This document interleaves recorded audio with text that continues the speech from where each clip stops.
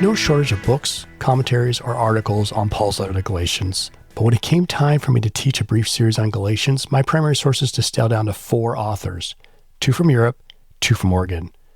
Today we're going to talk about one of those books from an author who was once an Oregonian.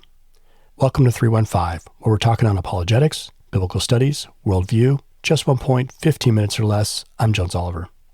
Now, I'm not sure most people know that Dr. Thomas Schreiner spent his early years in Oregon. Of course, today he's a professor of New Testament and Biblical Theology at Southern Baptist Theological Seminary. And of his many books, the book that I'd like to highlight today is one titled Christ Crucified. If you're studying or teaching through Galatians, Schreiner's 123-page text published in 2024 is brief, concise, and topical in its approach to Galatians. It simply brings the key points to center stage. Schreiner's text is part of the Crossway New Testament Theology series. The goal of that series is described as a series that presents clear, scholarly overviews of the main theological themes of each book of the New Testament, examining what they reveal about God and how they connect to the overarching biblical narrative. Now, I would agree. I think Schreiner has indeed met that goal with this book. One of the discussions often surrounding Paul's letter to Galatians is how to outline the text. And if you look through a couple of different sources, you'll find little alignment. In fact, when I taught through it, I also added to the long list of unique outlines. And though Schreiner also has his own outline of Paul's text that he presents in his highly recommended Galatians commentary, which is often at the top or near the top of those lists of best commentaries on Galatians, it's not in this book, Christ Crucified. Why? Because Schreiner stays true to his task and guides the reader through the key themes of Paul's letter.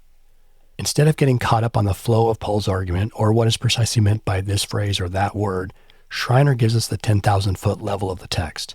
He sticks to the big ideas, and those are helpful when you're working your way through this book, especially when you have to wrestle with some of Paul's dense phrases or difficult wording, or when you're looking back at Romans to see how Paul will later expand on some of the ideas that he introduces in Galatians. In short, a book like Schreiner's can help you keep the main thing the main thing.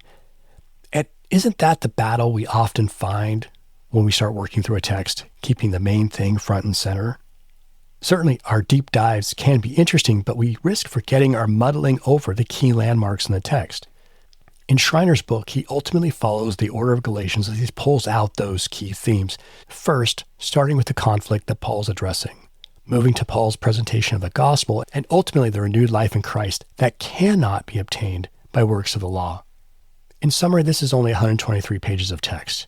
If you're studying or teaching or reading through Galatians, I highly recommend this book. In the show notes, you'll find links to this book, Christ Crucified, and Schreiner's excellent commentary on Galatians. Hey, thanks for listening. Until next time.